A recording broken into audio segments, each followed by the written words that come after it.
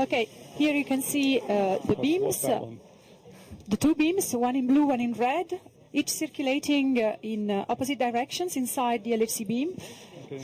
The LHC beam pipes are joined in the middle of the four detectors, and the beams are kept separated with magnetic fields. And so for collisions to happen, this separation has to be taken away.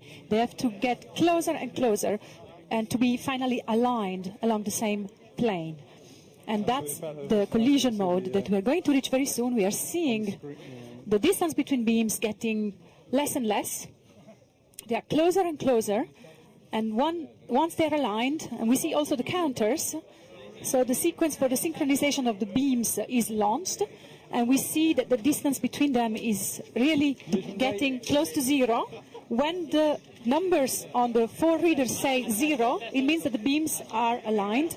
So the beams are going to be aligned very, very soon. This is the historical moment we were all expecting. This is when the LHC is going to be ready to provide collision on 7 TV.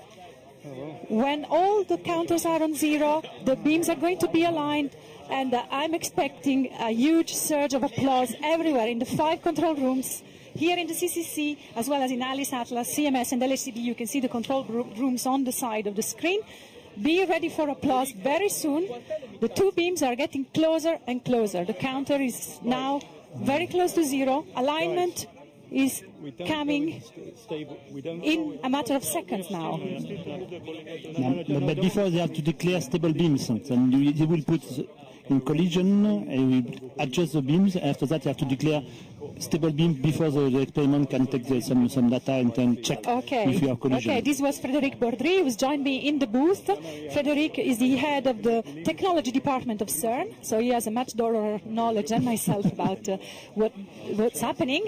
Indeed, but this is the way where the LHC is put into so-called collision modes. People are already starting to get excited that they're not controlling their enthusiasm anymore. People are applauding. This is CMS. CMS is happy that they got beams aligned, apparently. This is the CMS spokesperson, Guido Tonelli, who was celebrating the alignment of the beams. And there we are. March the 30th, 12:59. It's 1 o'clock on March the 30th, Central European summertime, and the LHC beams have been aligned. CMS is celebrating. Since Atlas is waiting also some event? Atlas is waiting for their first events. We are now on Atlas in the control room. The LHC is in collision mode anyway, and now, anytime now, all the 4 experiments can expect collisions. I'm checking if the beam is declared stable. We are still in flat top, that to say we are to have a good condition and to put in stable beams. Okay, so the machine is in collision mode, but for the experiments to be able to see the first events, we need to have stable beams. That is to not to have this is the LHCb control room. In CMS, they were not able to contain their enthusiasm. They were already applauding. And here we have the machine in collision mode. It's 1 o'clock on the 30th of March 2010, an historical date. This is the crowded control room, the CCC. Everybody is applauding. We managed. We managed. We have the LHC machine in collision mode.